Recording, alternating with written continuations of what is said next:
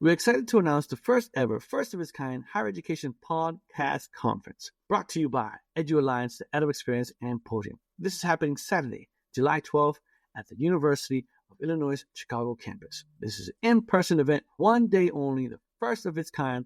This is for people working in and around higher education who are interested in starting a podcast, who may have a podcast, want to learn more about podcasting. So if you want to be there, please go to higheredpodcon.com. That's higheredpodcon.com to learn how you can get your early bird registration, see who the keynote will be, and how you can submit proposals to be a part of this amazing inaugural conference. So that, again, go to higheredpodcon.com to learn more. Welcome back, everyone, to another episode of the EdUp Experience. I'm your guest host today, Dr. Lori Shanderson, and I am joined by Jay Paterno with us today. And I'm really excited to have you on, Jay. And you're a former Penn State coach, national commentator, and author of the new book called Blitzed. So welcome to the podcast. Good to be here.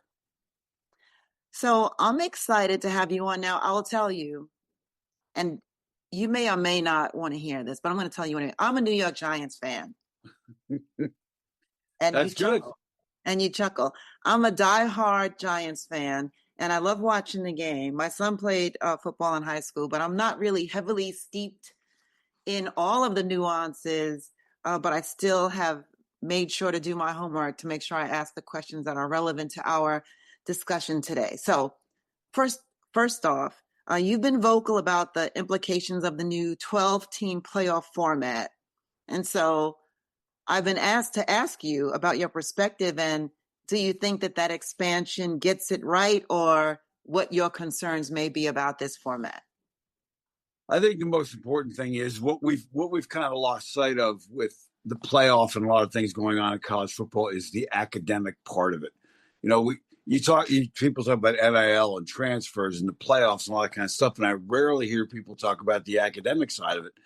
And I'm coming from, a 20-plus year career of coaching where, when I was at Penn State for 17 years, we were always among the best in the country graduation rates. That was the very foundational essence of what we did as a program. So when you look at the playoff now, you're taking these guys and they're playing another 3 or 4 games, which is physically demanding, but also cuts into their school year now as they start the next semester. When the season used to end on January 1st or January 8th, most people weren't back in school. But now you have guys going all the way to the 20th of January. And so that's a concern, as well as the physical well-being of these guys. And a lot of money's being made off these players without them really getting a cut of it. But that's about to change. It's interesting because as someone who is not involved in football, but in higher education and the academic side of it, it's interesting to think that of the implications of this month, because there is no time for recovery, right? There's the holiday season and all the holiday games, and then you go into this playoff season, which seeps into the start of the next semester. So when is there time for recovery, I guess, is the question. And that's what your main concern is, and ensuring that that students are still students ultimately at the end of the day. Yeah, and I think there is some recovery. Guys, coaches are starting to adjust to that, the new calendar, so to speak. But I think from a higher education standpoint, as a guy who's a trustee at Penn State University now, and a guy who comes from a background where academics were really, really emphasized by my parents. My dad coached for 61 years at Penn State, but he was also a tenured faculty member, which was very, very rare. It's very rare now. But I look at what's happening with college athletics. And for example, the Big Ten Conference last year got $1.1 billion in media rights. And each school got 68, 70 million, whatever it is in the Big Ten.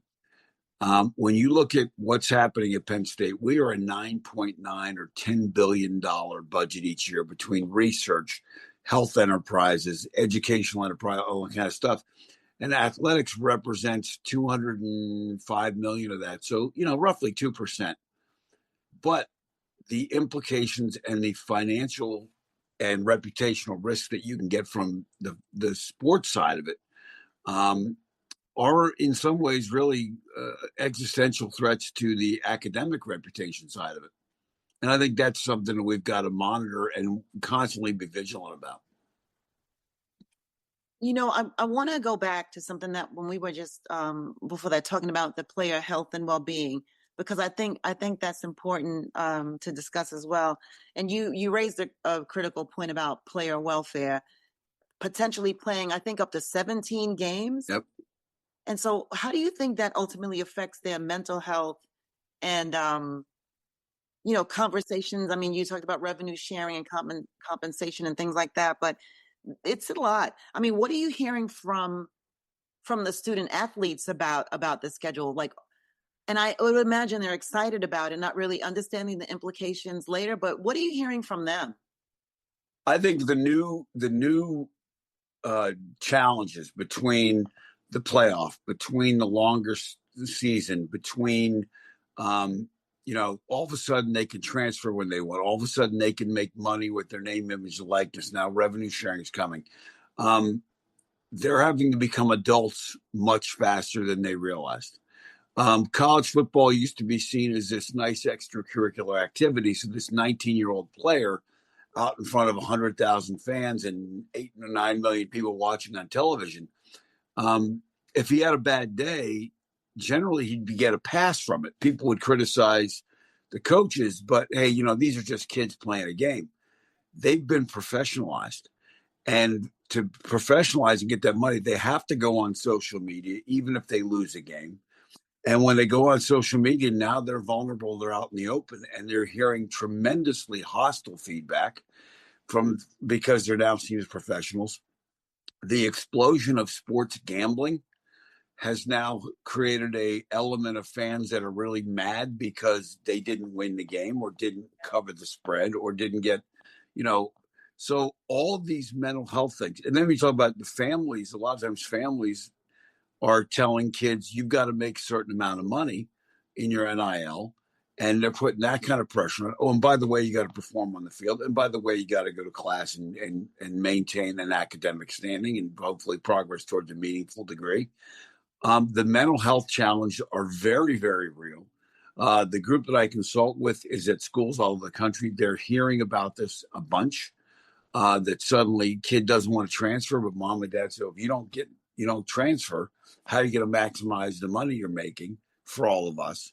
So yeah, it's a new world in terms of the mental health thing, and schools have not done a good enough job just yet in understanding this and preparing kids to deal with it. You just think about the maturity level of someone thrown into having all of this visibility and then instant credibility and then the financial pieces and the responsibility to maintain grades. And there's a lot on the table here. It's really interesting. I would not be someone who thinks about these things, but I'm glad that we have people like you that think about these things. When my son was in high school, he did a combine.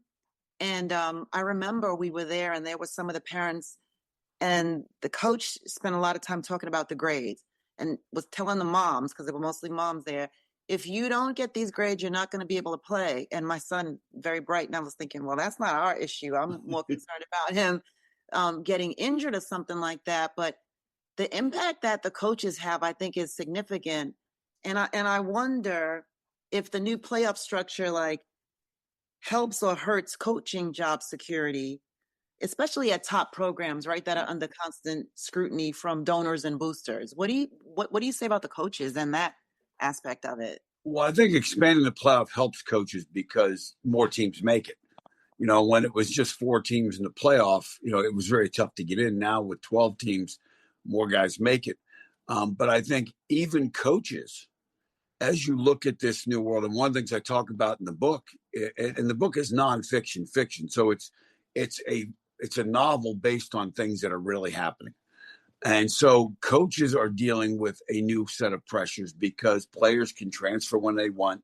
Now they're dealing with, I've got to get this player a certain amount of money. And I think all those things are happening. And in talking with people, in talking to people around the country that are trying to do things as it relates to mental health, particularly with football, because it is seen as this, mental health issue in football is seen as a sign of weakness. People are trying to erase that stigma, but truth be told, it's still there. And so they're hesitant to go get that help. But I think it's more vital than ever that they get it.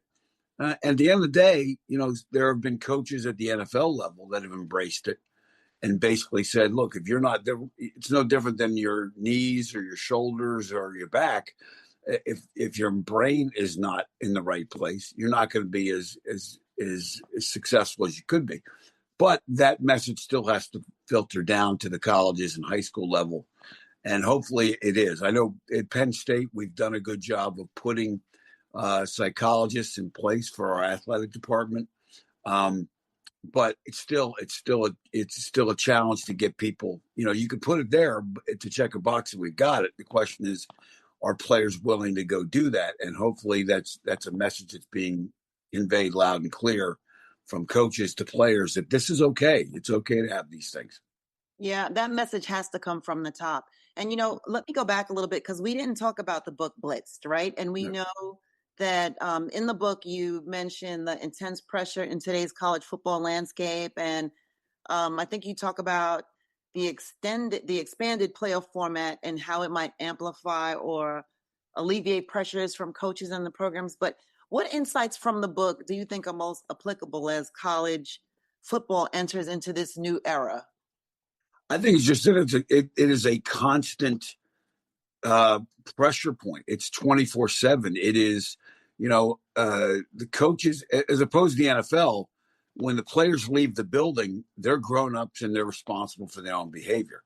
In college, you as the coach have kind of a in loco parentis role where I've got to make sure the guys that come to me, I'm keeping an eye on them. I'm helping them grow up and those kind of things. So, as a college coach, and when I was a college coach, the same thing. I mean, your phone might ring at 12:30 at night on a Wednesday in March. It's not going to be the academic advisor to tell you that, 5 of your guys made dean's list. It's going to be a family emergency or somebody got into trouble, those kind of things. And, your cell phone is always next to you. I mean, you can't just throw it away. One of the challenges in the book is, in the story, is the head coach, a fictional head coach, actually starts to talk to someone who's essentially a life coach / psychologist, which, again, he doesn't want anybody to know about, because it's seen a little almost like in The Sopranos, Tony Soprano going to a shrink, like no one could know.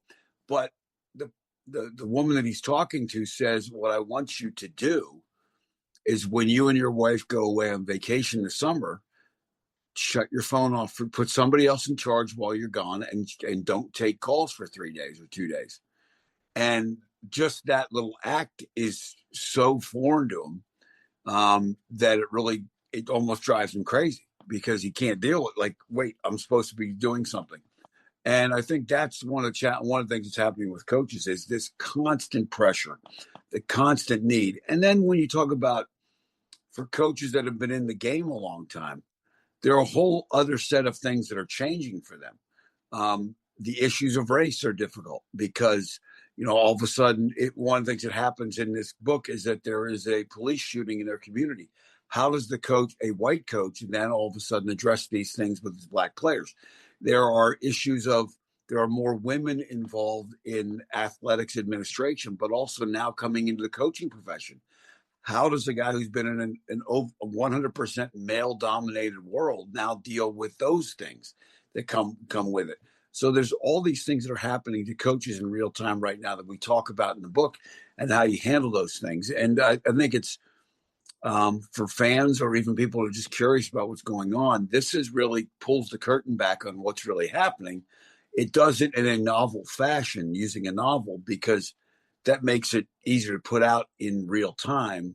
Whereas if this was not a novel and it was a nonfiction book, lawyers would be involved and disclaimers and all those kind of things. So I wrote it as a novel so that I could get it out and people could see it in real time.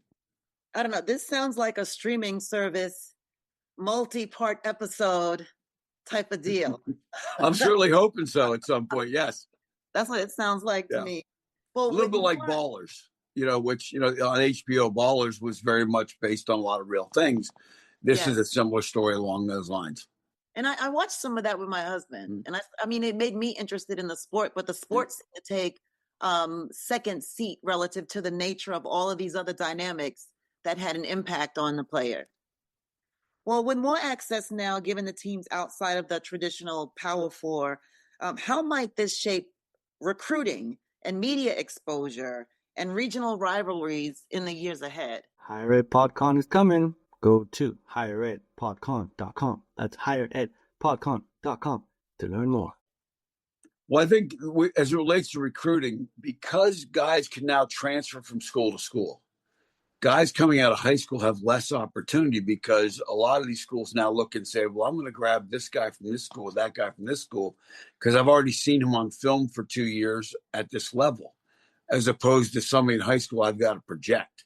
So I think that hurts some of the kids in high school because they may have a dream school they want to go to. If you're the best running back in the country and you want to go to Ohio State, and Ohio State is saying, yeah, we like you. We're like, oh, wait, this guy's free from Alabama. We're going to take him. Sorry, I don't have a scholarship for you. I think that impacts recruiting. It also impacts recruiting in that now, as opposed to just a coach talking to a parent and the kid, the student athlete, now there's an agent involved who's saying, well, how much money can you put on the table for him? Now there are other advisors. Now, what are you going to do to help me boost my brand so I can make more money? There are all these other factors that go into it now as opposed to what it was like 5 years, even just 4 or 5 years ago.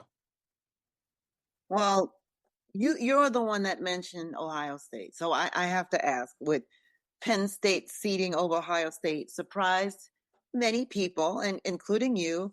And what does this say about how the committee is interpreting deserving versus best? Well, I think what the committee was trying to do last year was trying to be fair to teams that had to play in a conference championship game and kind of give them the benefit of doubt, like not hold that against them. But I kept saying to everybody, I'll tell you what, there's one team I would not want to see in the playoff, and Ohio State's that team because they were so talented. But I think you're going to see some of that seeding, the way they seeded it last year, change after this year because when you look at the teams, a team like Penn State played to get to the semifinals, they played SMU and they played Boise State, whereas Ohio State had played Penn State during the year and beat them. And they had to play Tennessee, then they had to play Oregon, then they had to play Texas. They had a little different road, a little tougher road to get the final that Penn State did. So I think that will probably change as we go. As a Penn State fan, selfishly, I was happy we had a different seeding that we got.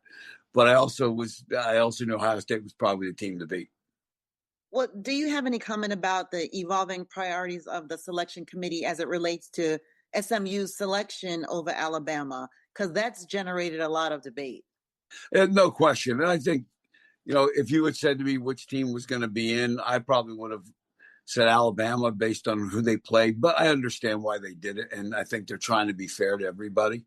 But at the end of the day, I think neither as a Penn State fan, I would have been more excited to see Alabama come to state to play us than SMU. No disrespect to SMU, but I think it worked out. The best team in the country ended up winning the whole thing. So whether Alabama was in or not, I don't think it would have made much difference. Well, we have been chatting for a minute, and I really appreciate your perspective on all of these topics. This is like a change of direction for us on the podcast to be able to talk about sports at this level and with someone as accomplished as yourself. And so, as someone who is deeply connected to the sport through both family and professional history, what excites you most and what worries you most about the future of college football? I think there is massive. I'll put on a hat as a trustee and also as a fan and a former coach. I think right now the money has gotten so big. And anytime money gets big, there is always a threat for massive corruption. You look at a place like Penn State, we're renovating our football stadium for $700 million. It's the most expensive renovation of a college football stadium in the history of the sport by $270 million roughly. So we, as a trustee, we're taking on a bond issue that we'll be paying off for 30 years. And if we don't successfully generate the revenue we need from football, that then comes onto the academic side, which now threatens us in terms of our academics, in terms of tuition money, state money, that kind of stuff. That scares me. The other thing that scares me is how big it's gotten. The explosion of gambling online by, sports gambling in terms of on your phone, on your tablet, whatever it is. I don't think there's any question that we're all afraid that there's going to be a massive gambling scandal coming at some point because it's just so prevalent. And, people can get access to these players. So it's not a far jump to see someone take some money to make sure they don't cover a spread or whatever it may be. And that has happened throughout the history of college sports when these guys were harder to get access to. So I worry about the academic integrity. I think you're seeing schools that are pushing all their players into online classes to where they're not even really setting foot in classrooms. And I think that bothers me and that worries me because we're taking these guys out of where they're students with everybody else. And once you get in online, what are the guardrails? There was one school, and I wrote about this in the book, where 2 players were suspended because they had somebody else take an online test for them. And just to show you how ineffective they were at cheating, they took the two guys that were suspended. The person that took the test for them on the computer was in a computer lab on 2 computers right next to each other, which was easy to find out, and answered every question exactly the same way, and did it at a time when both players were on the practice field and are on video during practice. And so they got caught. But the point is not everybody's going to be that dumb to get caught. You're going to have some people that are good at it. So I worry about a lot of things from that standpoint as to where the game goes. We are out of time here, but I do have a last question for you because it seems like you thought of every scenario that impacts these players in your book. And you tell this story with all of these different factors. What was your motivation to write this book? And I guess I know where you got the, some of your desire to write it, but tell me a little bit more about that creative process and what made you say, I'm going to put pen to paper to get this out. I just felt the passion behind this book really came from seeing where the game is and helping people understand where it is and telling the stories of what's going on because of some of the things that are actually, that people should know about. I think parents of kids that are interested in playing big time college football should read it so they understand it's not all puppies and birthday parties.